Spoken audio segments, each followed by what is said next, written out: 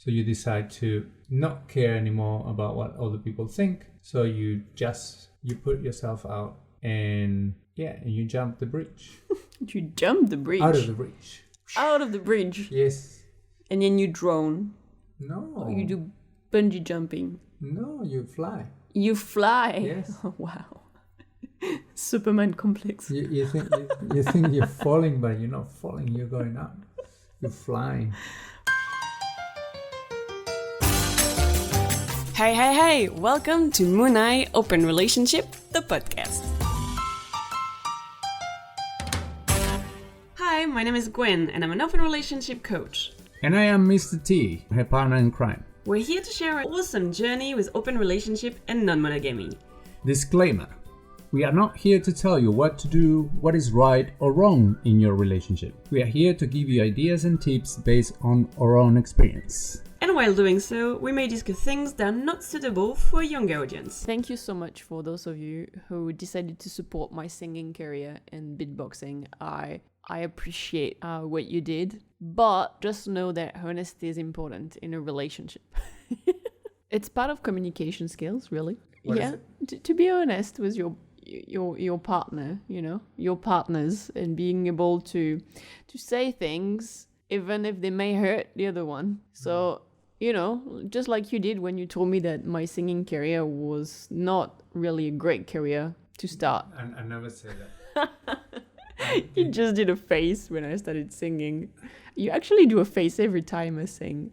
And then when sometimes I hit a note, you look like super surprised. You're like, oh, wow.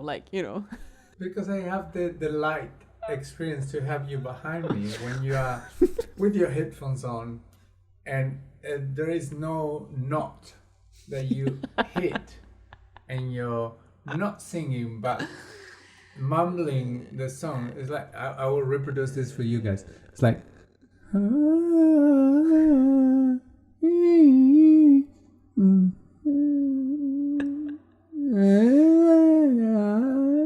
it's exactly like that. That sounds great. If you guys can recognize the song from what I just did, please let me know, and I will be. We should create a challenge. Yeah. Sing a song like that, and then we give a free consultation for those who recognize. I will record you for next time. Okay, I think we should start. We should start with our first section, and we started last week talking about communication. We wanted to give you some more concrete examples of what communication means. Yes, good communication, healthy communication. This week, I wanted to talk about the ability to listen to your partner without taking things personally. So last week I mentioned it was important to understand that communication is also non-verbal. And then being able to be there for your partner and to actually listen without trying to talk and without rolling your eyes, without crossing your arms and things like that was really important. But then the next step is being able to respond to your partner without taking things personally and making it about you.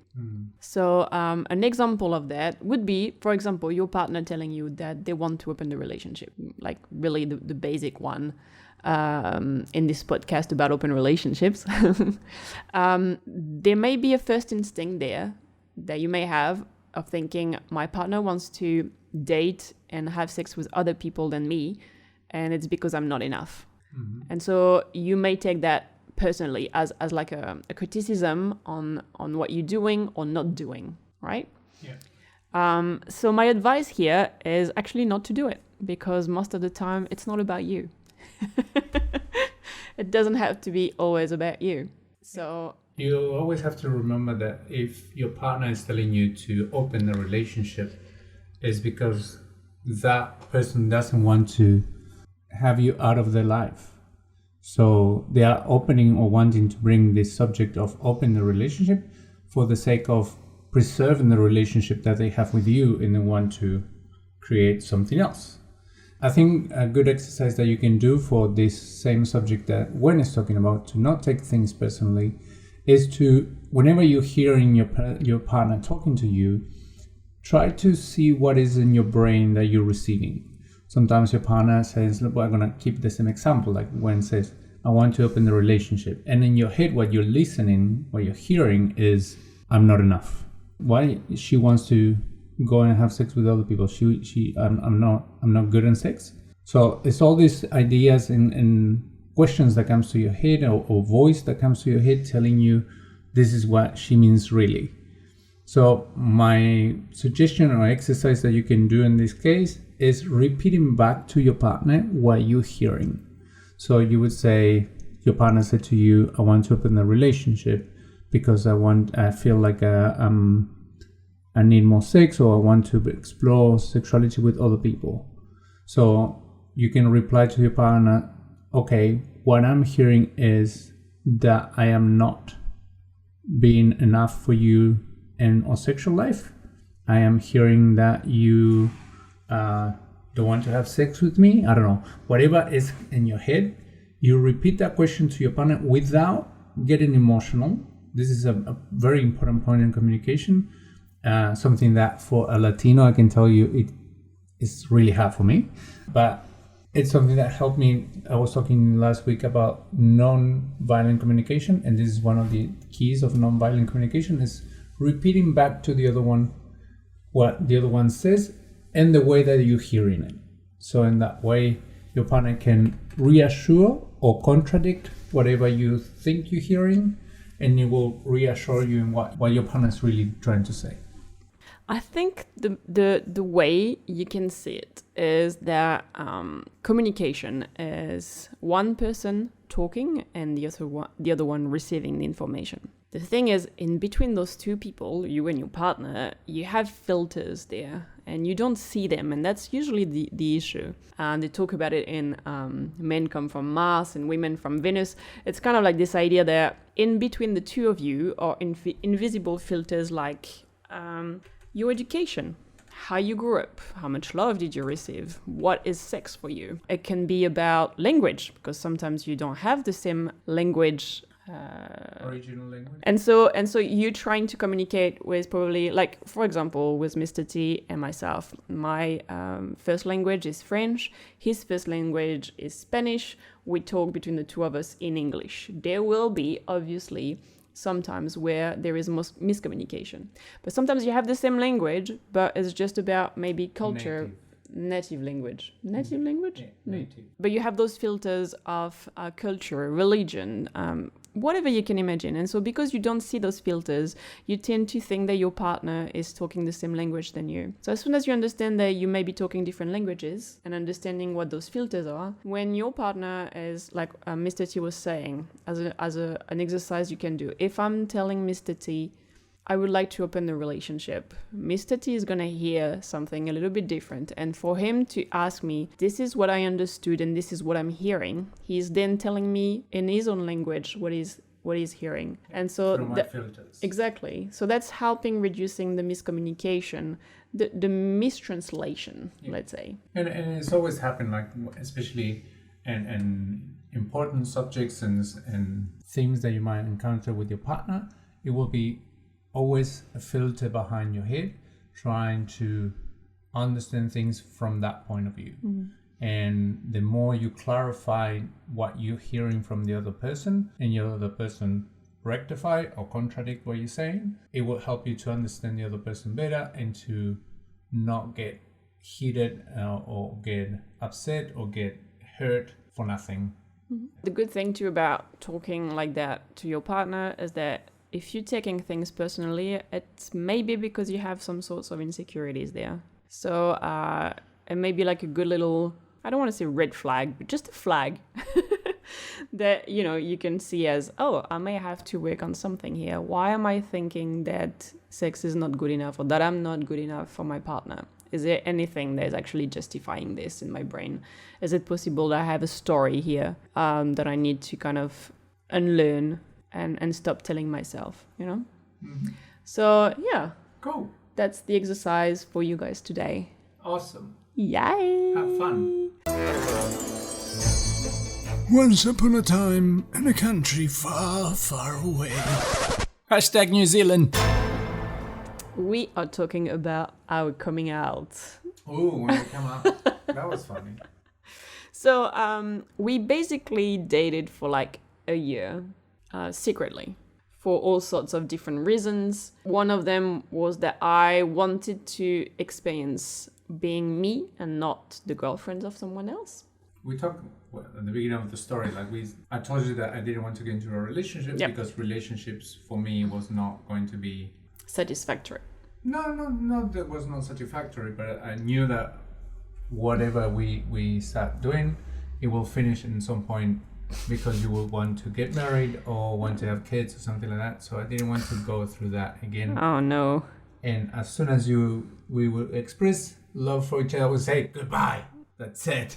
Oh, that's true. I forgot this little detail that Mr. T tried to break up with me because he felt like he was falling in love with me. Aww, so cute and not cute at the same time. Anyway, so we dated for like a year secretly, and then obviously we started the open relationship during this time, and I think Mr. T and myself realized that there was something there that was worth living, and the relationship obviously, and then people around us didn't really know about it because that was something that was part of our intimate life. We talked a little bit before on another podcast about like initially we felt that we would be judged and we didn't want to go through that, explaining ourselves about what we were doing in our life and how we would do in our relationship. So how much of a sinner we were. Oh yes. We're all going to hell, guys. Yeah. Yes. We're gonna make all clear. So we decided to not. I think a very small group of people knew about our open relationship situation, but we didn't tell anybody else. Until we changed apartment and we had an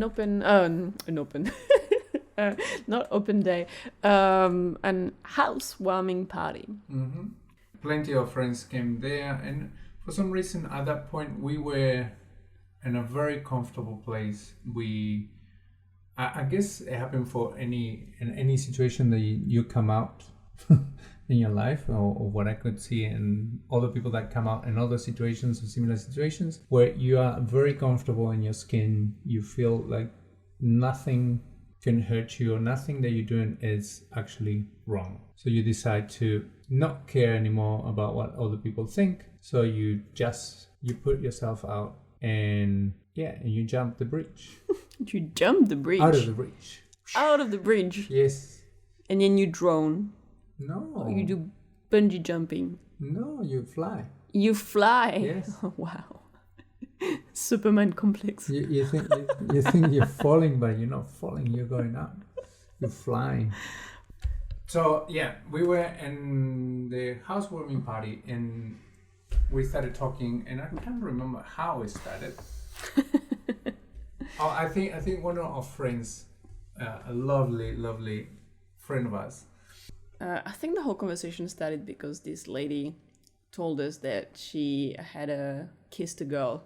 Ah, okay. Yeah, I remember that. And then we started talking about bisexuality, and I was asking if she was interested in doing more, and then the whole conversation started like that. Anyway. Yes. And then, but she kind of knew and didn't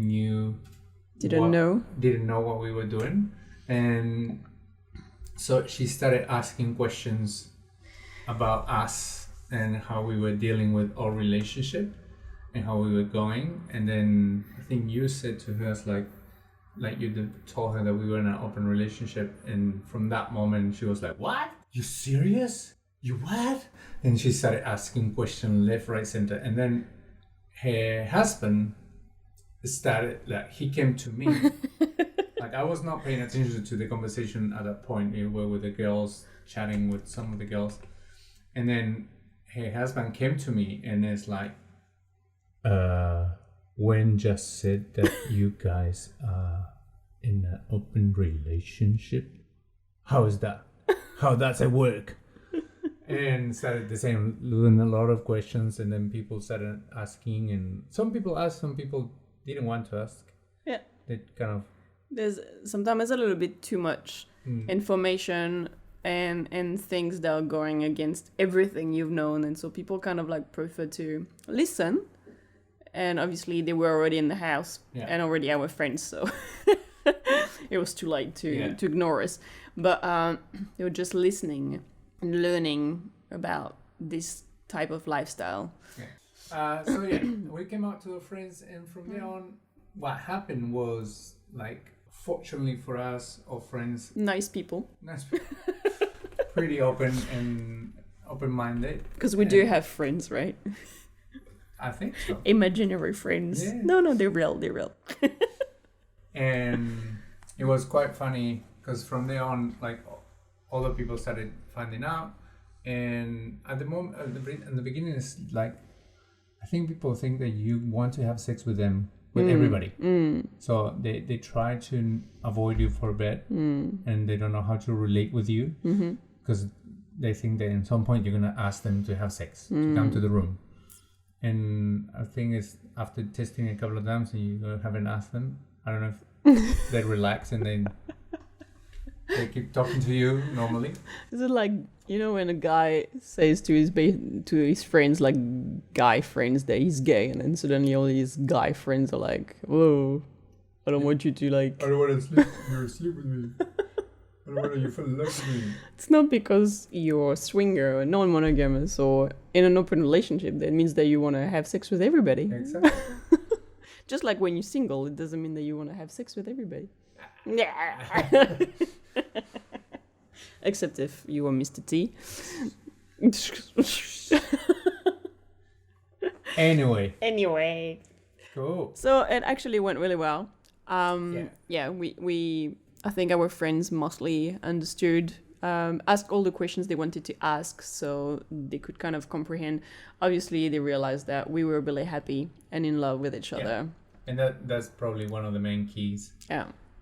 When you're gonna come out to someone, your family or your friends or whoever it is, that you are in a good place with your partner, no matter what you're doing, and people will accept whatever you do, whatever you feel like, whatever you are, if you are feeling happy with that decision or how you're feeling. So Cool. You hear it, you type it. You send it, you ask for it. You hear it, you type it. You send it, you ask for it. So we got 2 questions today. The first question is one of my followers, and he was interested in knowing if before opening the relationship, if it's easier to get into that conversation with your partner, if you've already met someone on a website or on an app, or if it's easier to arrive at the conversation saying that you just want to open the relationship without having met someone. So basically, is it easier for your partner, if you want to open the relationship, is it easier for your partner to understand why you want to do it, your reasons? Is it easier for them to accept to open the relationship if you arrive with already someone a sample. that you feel attracted to? A sample. A sample. Babe, I want to open the relationship with this lady. Do you think it's a good idea? So let's have the pros and the cons, right? I think. So, Mr. T, what's your opinion on this, and what pros and cons do you see? I don't see many pros in having a list of people that you want to open the relationship with and presented that to your partner. If you haven't talked about this ever, I think your partner, it's many things that you have to think in care and consideration when you want to have this conversation. The moment that you are in your relationship, how good you guys are feeling with each other, and the insecurities of your partner, how confident your partner is within her sex life, her personal life, her work life. Where is she at the moment? Because presenting this, it will bring some insecurities up. So I think it will bring a lot of cons if you bring like, look, I want to open a relationship because I want to have sex with this lady. I think that won't gonna help your partner to feel confident that you're doing this because it's a lifestyle they want to have, and more because you are horny with someone else. It's still, I think the pro in this situation is that at least you were telling your partner that you want to explore with someone else, not that you want to leave them for someone else. but I'm still thinking that it would be hard for the other party to understand that you already thought about this. So I think what I will give more pros is the situation of talking with your partner that you want to get into non-monogamy, and the reasons why you want to do that. What is that you're feeling? What is that is making you go through that idea? It might be something that you want to explore for a while and see what happened, or it's something that you feel like is you, and it's your way of seeing life and sex and love. Wow. Cool. Awesome. What do you think? I think there are a little bit of different things here. The first thing is, are you actually looking at just exploring a certain attraction that you're experiencing with just one person, and that's never happened before, and it's just because you're really close, I don't know, like a close friend, a colleague, and you see that there is like a connection there, and you've never felt that for anyone else before, you've never thought about being non-monogamous before. It's just one single person that you know really well, and then in that case it may just be a one-off, that's completely possible. If though it's not really just a one-off, and it's more like a lifestyle that you want to start being because this is you and you feel like you want to just be a little bit more free and explore non-monogamy, trying to go on any type of website or any app or just to find someone to present to your partner, this is not a great idea. I would definitely go with the same opinion than you. There are two completely different situations there. Sometimes some people don't really feel that they want to be completely non-monogamous. They are just monogamish and having just one day. And so it doesn't mean that they have to have this massive change of life and conversation with their partner about changing completely their lifestyle and how they live and how they love, because it is a big change, to be honest, to go from monogamous to non-monogamous. So if you've never experienced attraction for anyone else except just one person right now, I think it's a kind of like a good idea. It's also like different partners, different ways of thinking. And as a woman, I'm saying that it may sometimes be easier for some people to know who is the other person and to know that, okay, my partner came to me and told me that they have a certain attraction to this person. Me being able to see this other person and understanding why my partner is feeling this way, it may actually calm a lot of insecurities. It can also trigger a lot of insecurities, but it may calm some other insecurities, knowing who is the other person. So I think it's really different ways of doing it, but just trying to find someone just for the sake of trying to get into non-monogamy, not a good idea. No, and the same is how the proposal can be. I think another possibility bringing someone is having this idea of having a threesome. So you're talking to your partner saying, look, this girl, I think she would like to be with both of us. And it's something that we can share, the three of us, and your partner has that moment of intimacy with you and the other person, the third party, or a man, whatever is on the table. I think that's a different proposal, and it can fly in a different way. Yeah. Rather than saying, look, I'm really like this girl and I want to have sex with her just once. Yeah. That's it. And that's it. Only once.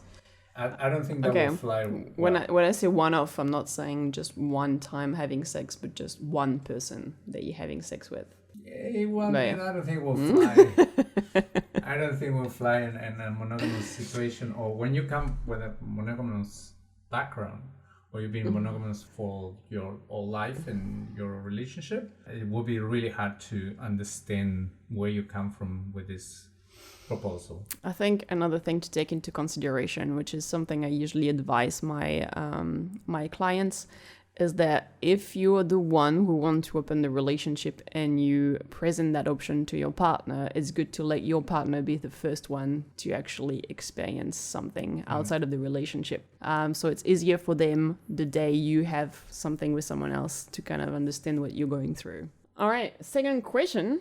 How do you introduce sex toys in the bedroom without making your partner feel insecure? So, as a woman, I have had some interesting experiences with sex toys.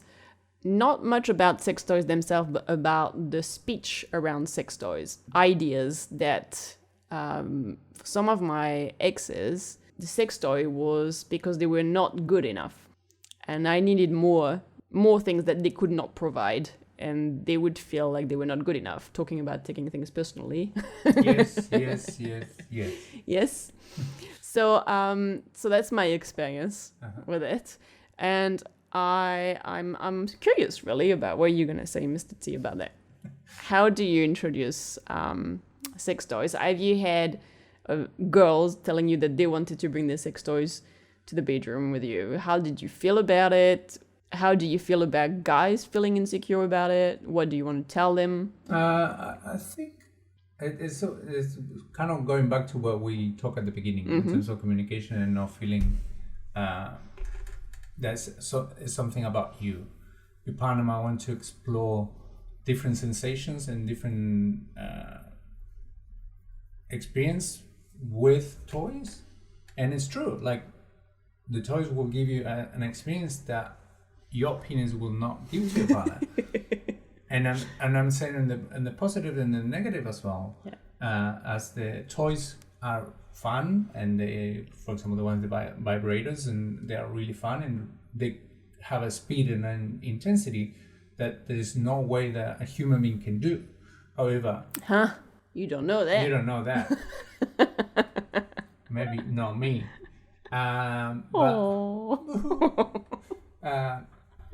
But at the same time, I know for not only you but different girls that they said they prefer for certain moments is the need of a penis, like the sensation of the heat that a penis have. It's different from a toy. Definitely.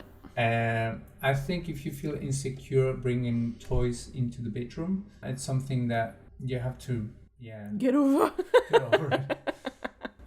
It's nothing about you. It's nothing about that you not providing. It's the opportunity to explore different fantasies and ideas. So take it from that point. Take it from the idea of spicing up your sex life, not restricting it and making it dull and boring. Do you remember that stand-up comedian saying that it's a bit unfair that women are asking men to make them orgasm because they are constantly playing with their sex toys, and the sex toy is the equivalent of heroin, and then the guy coming after is just cannabis, and it's you're not gonna have the same results at the end, But I think maybe what you can do is start introducing sex toys that may not feel as threatening, and then slowly it can be like little bullets. like there, or little lipstick that you can use for creating some nice heat sensations. There are so many different sex toys. Actually, going to a sex toy with your partner is a great first step. A sex shop. Not a sex toy, a sex shop, sorry.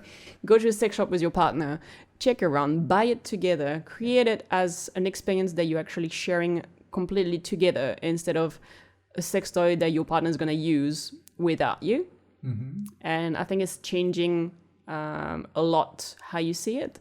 The sex toy is not there to replace you. The sex toy is there to enhance the experience that you have together. Coming back to fantasies and talking about exploration. When you're talking with your partner, talk about that you want to explore something else. You want to try something else apart from the positions that you have and the techniques that you have explored with your partner. Okay. Now, I want to bring something else. What do you think exploring with toys? It might be taken in a very good way, and if you express it in that way. In that way. All right. Thank you so much, Mr. T.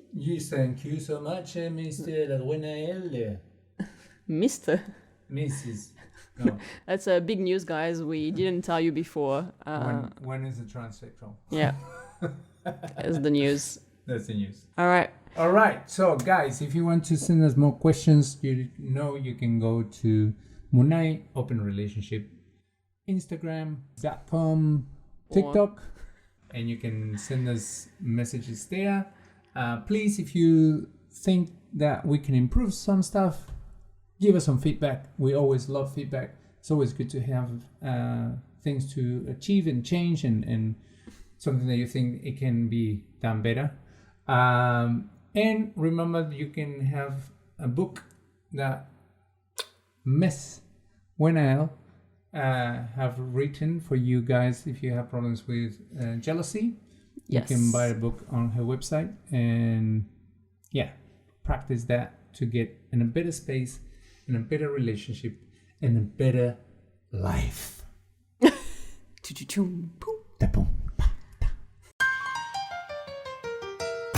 And this, my friends, is the end of the episode.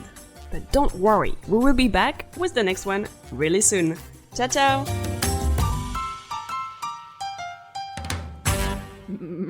Maybe you should be the one starting a singing career. Yes, maybe. You do have a beautiful voice. Oh, here we go again. Anyway. I'm sorry that I compliment you so much. Like, it must be so hard for you, eh? Once upon a time.